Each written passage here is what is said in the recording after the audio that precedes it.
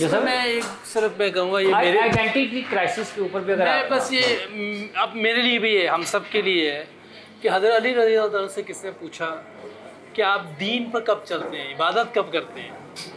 तो उन्होंने फरमाया कि हम तो 24 घंटे इबादत में होते हैं। वो कैसे? उन्होंने कहा जो भी अमल आप सल्लल्लाहु अलैहि वसल्लम के मुबारक तरीके पे करेंगे वो दीन है। अल्लाह। तो हम चाहे क्रिकेट खेल रहे हैं, हम चाहे पढ़ रहे हैं, हम चाहे कारोबार कर रहे हैं, हम जॉब कर रहे हैं, कोई भी अमल कर रहे हैं, उसमें अगर हम कोशिश करें नबी का तरीका ले आएँ, कोशिश हम भी कोशिश कर रहे हैं, इसको अगर हम कोशिश करते रहेंगे तो इंशाअल्लाह ये जितनी भी चीज़ें हैं ना ये आसान हो जाएंगी।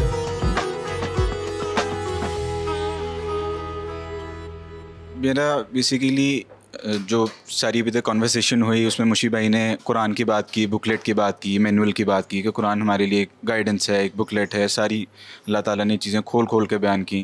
यूसुफ भाई ने बात की कि आखिरत पे ईमान हो, यकीन की बात की, और चौधरी साहब ने बात की कि जो हमारी यूथ कन्फ्यूजन का शिकार है वो एक बस रेस में चले जा रही है, एक ब्लाइंड रेस में चल रही है। मेरा ख्याल है सारी चीज़ें आपस में रिलेटेड हैं। मिसाल है इसकी कि जिस तरह फ़ोन है, आईफ़ोन है फॉर एग्ज़ाम्पल, कंपनी इसको बहुत अच्छा डिज़ाइन करे, इसका कलर भी चेंज कर दे और आउटस्टैंडिंग इसको इतना खूबसूरत बना दे कि आप देखने में बहुत खूबसूरत हो और प्राइस भी लो से लो, और वो साथ ये कह दे कि जी इसकी जो बैटरी है ना वो 10 दिन के बाद ख़राब हो जाएगी। हम में से मेरा ख्याल कोई भी नहीं परचेज़ करेगा उसको, चाहे जितना मर्ज़ी सस्ते से सस्ता हो, जितना मर्ज़ी खूबसूरत से खूबसूरत हो, मगर कंपनी साथ ही क्लेम कर दे कि 10 दिन के बाद इसकी बैटरी हर सूरत ख़राब होनी है। तो मेरा ख्याल हम में से कोई भी परचेज़ नहीं करेगा। क्यों नहीं परचेज़ करेगा? क्योंकि हमें वो जो कंपनी ने जिसने ये मैन्युफैक्चर किया है उसकी बात का इतना यकीन है, उसके दिल में इतना और दिमाग में इतनी बात का यकीन है कि हाँ यार वो बनाने वाला है, वो ख़ुद कह रहा है खूबसूरत भी है, काम भी बहुत अच्छा करेगा सिर्फ 10 दिन के बाद किसी काम का नहीं। तो वो फ्री भी देगा तो मेरे ख्याल हम नहीं लेंगे। यकीन हमारा उसके ऊपर इतना डेवलप हो गया ना। तो ये जो कुरान की बात हुई, आखिरत की, ईमान की बात हुई, तो अल्लाह ताला ने खोल खोल के हमें बता दिया दुनिया के बारे में। अल्लाह ताला हमारे खालिक मालिक राज़िक, अल्लाह ताला ने हमें बनाया, हर चीज़ हमारी सेट की, हमारी नेचर को अल्लाह ताला का पता है। तो अल्लाह ताला ख़ुद कह रहे हैं कि यार ये दुनिया है ना, ये धोखे का घर है। इधर तुम आओगे, खूबसूरत भी है, सारी आसाइशें भी हैं तुम्हारे लिए, बहुत चीज़ें इसमें मैंने रखी, सहूलियात भी, मगर ये इवेंचुअली धोखा है, इसमें पढ़ना ना। तो हमें अल्लाह ताला की बात का यकीन नहीं आ रहा। अल्लाह ताला भी क्रिएटर हैं, हमें आईफ़ोन के क्रिएटर का यकीन आ रहा है कि हाँ यार अगर उसने कह दिया कि 10 दिन के बाद बैटरी ख़राब हो जाएगी, हम छोड़ देंगे, फ़ोन नहीं लेंगे। अल्लाह ताला की बात का हमें यकीन नहीं आ रहा। इसकी क्या वजह है कि हमारी जो यूथ है वो जो इस यकीन से पीछे हट गई? मेरा ये ख़्याल है कि वो जो अभी आपने बात की कि आप खुशबू जब लगाओगे तो दूसरों को आएगी, आपको ख़ुद को नहीं आएगी। तो जो हमारी यूथ भी है, जिस तरह हमारे बड़े हैं, वो हमारे लिए रोल मॉडल्स हैं, हमने उनको देखना है। जितना मर्ज़ी हमारा जनरेशन गैप हो जाए, हमने उन्हीं के फुट स्टेप्स को ही फॉलो करना है बेसिकली। तो मेरा ख़्याल है कि ये ऊपर से चीज़ मिस हो गई है जो हमारी जनरेशन में आ गई है कि हमने कुरान को समझना छोड़ दिया, हमसे वो चीज़ मिस हो गई। अल्हम्दुलिल्लाह मैं हाफिज़ हूँ, आई एम 22 ईयर्स ओल्ड।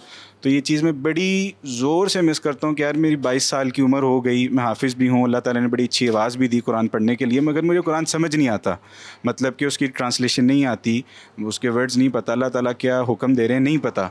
तो ये चीज़ मिस हो गई हमारे कल्चर में कि जो बेसिक बुकलेट थी, गाइडेंस थी, वो हमने बिल्कुल मिस आउट कर दी। यूनिवर्सिटी की तो हमने बात की, तो असल तो होना ही चाहिए था कि यूनिवर्सिटी के साथ साथ जो प्रायोरिटी होनी चाहिए थी वो ये चीज़ लाजमी होती किसी न किसी सूरत में। हम रोज़ाना रात को कुरान खोल के बैठ के पढ़ लें, क्या ये वो चीज़ फ़ायदा देगी या ये चीज़ फ़ायदा देगी जो अल्लाह ताला ने हमें कोई भी बात की है वो हमें समझ आ जाए और उस पर फिर हमारा यकीन डेवलप हो, तो हमें आखिरत की समझ आए कि हाँ यार हमारा मकसद दुनिया का तो था ही नहीं। 40-50 साल जो हमने दुनिया में लगाने हैं बेसिकली वो तो हम लगा रहे हैं कि हमने आखिरत में करना है। मेरे फादर इन लॉ हैं, वो एक मिसाल देते हैं कि एक बंदा था, कंस्ट्रक्शन कंपनी में काम करता था, उसने 50 साल क्या मेहनत की, क्या कमाल के घर बनाए, क्या कमाल के घर, एंड पे उसने फ़ैसला कर लिया जो मैंने अब रिटायर होना है। तो कंपनी वालों ने कहा अच्छा आखिरी ये घर बना दो फिर तुम रिटायर हो जाना। अब उसका दिल नहीं कर रहा, उसने आखिरी घर इतना बुरा बनाया, उसने इतना बुरा बनाया कि बस उसने अपने सर से उतारा। तो जब उसने घर बना लिया ना तो कंपनी वालों ने उसके हैंड ओवर कर दिया कि जी ये आपका घर। तो कहते हैं ये हमारी भी मिसाल इसी तरह है कि हम 40-50 साल दुनिया में ऐसी मेहनत करेंगे और फिर जब हम देखेंगे मरने के बाद कि अच्छा ये तो हम अपना ही घर बना रहे थे। जिस तरह उसने बुरा घर बनाने के बाद उसको फील हो यार ये तो मैं अपना ही घर बना रहा था, 50 साल भी मैंने मेहनत की, आखिरी ये भी मेहनत कर लेता। तो हमें ये चीज़ नहीं फील रियलाइज़ हो रही कि यार जो हमारा बेसिकली आखिरत वाला कॉन्सेप्ट है, यकीन वाला, वो ठीक इस वजह से नहीं हो रहा क्योंकि हमने वो जो मैनुअल है, कुरान है, बुकलेट है, उसको निकाल दिया, वो हमारी ट्रेनिंग का हिस्सा नहीं रहा।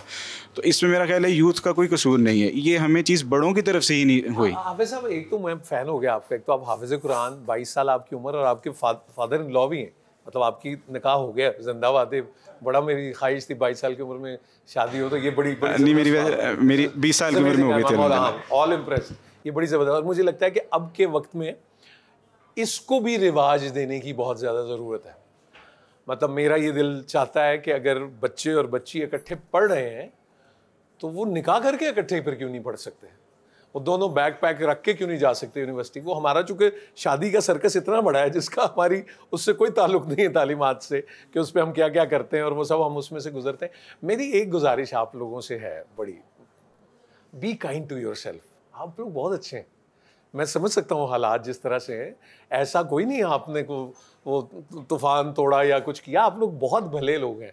सो बी काइंड, अपने को ब्लेड ना लगाओ ये करके। मैं समझ सकता हूँ दुनिया में जो हालात हैं, हम वो टट्ठा हुआ हो, कोई 10 जूते मार के जाता है, 11वां भी मार देता है, अच्छा नहीं लगता। लेकिन इस वाली ताकत को मुज्तमे भी करना है। और यकीन कीजिए, हम कहते हैं ना कि दीन की और मज़हब की ख़ास तौर पे ज़रूरत कब पड़ती है, तो हमने बुज़ुर्गों से सुना कि जब सब कुछ सही चल रहा होता है ना, तो बिलउमूम उस वक्त याद नहीं आती। याद उस वक्त आती है जब टांग पे फ्रैक्चर हो जाता है, जैसे वो क्रिकेटर की बात आती है, फेलियर आता है एक, जब घर ज़रा टूटने लगता है, तो वो जो आपको इनर ताकत है वो फिर रिलीजन देता है। वो आपको रब जो चाहिए होता है, वो जो आपने बात करनी होती है जिससे, वो जो सत्तारुल अयूब होता है, वो जो ख़ास बात कहीं एक से होती है, वो जो आपकी एक तार जुड़ी हुई होती है, वो है। लेकिन ये बातें भी तो फिर हम सब वहाँ करेंगे उसके लिए जो उसको मानता है। अब देखिए, ये कोई ऐसा राज नहीं है जो मैं यहाँ आपसे कहने लगा हूँ। दुनिया भर में वो अब आपको अपनी कहानियों के ज़रिए, अपनी जो सॉफ्टवेयर बन रहा है उसके ज़रिए, वो आपको बता रहे हैं कि भाई ये आप छोड़ दें, आगे कुछ नहीं होता, माजरत के साथ, ठीक है। अब मेरे लिए क्या मैटर करता है, ये एक सवाल है।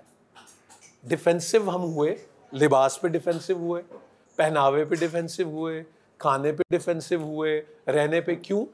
तुम क्या हो भाई, क्या कर लिया तुमने ये करके, वो बढ़िया पढ़ना है तुमने मजा की कर, ये हम क्यों हुए डिफेंसिव? हम डिफेंसिव इसलिए हुए कि हम वो चीज़ अमल में नहीं आ सकी और वो एक बन नहीं सकी तहरीक। अब क्या मांगते हैं आप, अगर मुझसे पूछें तो? अच्छा, वैसे नूर भाई, सॉरी, बड़ी ज़बरदस्त किस्म का आपने डिस्क्राइब कर रहे हैं बच्चों को, और आपने एक बड़ी खूबसूरत बात की। आज की यूथ को सुनने का हक हम बड़े होने के नाते अदा भी नहीं करते। सर नहीं बिल्कुल, आपने बहुत अच्छी बात, आपने बड़ी, ये जो ताहा ने ये उसने बात की है ना, इस बच्चे ने जो बात की है, 2 क्रिकेटर पाकिस्तान के आज के दौर में इंग्लैंड में काउंटी क्रिकेट खेलने के, I don't want to name them, हलाल नहीं था उनके पास आज से कुछ साल पहले। उन 2 क्रिकेटर्स ने सैक्रिफाइस किया, अमल करके दिखाया। एंड जो लाखों पाउंड देते हैं आपको प्रोफेशनलिज्म के ऊपर, खिलाने के ऊपर लाखों पाउंड देते हैं। अब वो कोच कहता है कि वाई आपको ये प्रोटीन क्यों नहीं खा रहे, गोश्त क्यों नहीं खाते, चिकन क्यों नहीं खाते, या फिश क्यों, मतलब वो ये चिकन और गोश्त, सॉरी।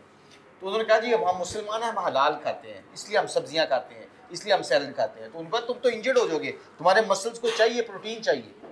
तो उन्होंने आगे से कहा कि वो मुस्लिम, वी ओनली ईट हलाल। उन्होंने कहा व्हाट इज़ हलाल, उन्होंने यहाँ से डिफाइन करना शुरू किया। लंबी स्टोरी है, आई कट इट शॉर्ट। आपकी जो बात है ना, your action speaks louder than your word. जो मुसलमान के जो एक्शंस हैं, उन्होंने, जो नूर भाई बात कर रहे हैं, उन्होंने क्या कहा, उस कोच गया, कोच ने जाके मुसलमानों की दुकान से शॉप पे वो गोश्त लेके आया, उनके लिए गोश्त बना हलाल। उस दिन के बाद 17 काउंटीज़ हैं, 17 काउंटीज़ इंग्लैंड में, 17 काउंटीज़ हैं जो आपस में फर्स्ट क्लास मैच खेलती हैं, और हर काउंटी का एटलीस्ट मिनिमम 15 से मिनिमम 15-20 हज़ार मिनिमम उनके हैं वो मेंबर्स, और बड़ी काउंटीज़ के होंगे को लाखों।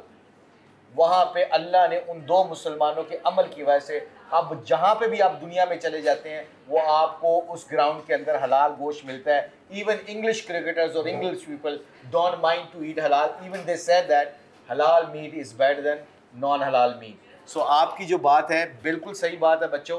आपके जो एक्शंस है ना, आपने सबसे इंपॉर्टेंट चीज़ जो करनी है ना, जिसका हमें फ़ायदा हुआ है, इफ़ आई एम टॉकिंग और यूसुफ साहब टॉकिंग, चोई साहब और नूर भाई, हाफिज साहब अगर बोलते हैं, आपको हम अपना एक्सपीरियंस ये बताते हैं, अक्लमंद आदमी वो है जो अच्छी बात पिक कर ले और बुरी बात को फिल्टर करके वो अच्छी बात को अपनी ज़िंदगी का हिस्सा बना ले। That become a achiever. और अचीवर अंडर अचीवर में फ़र्क सिर्फ ये होता है, he looks for the opportunity for good things, and when he see that opportunity he grabs with the both hands. That's why मुसलमान has to do।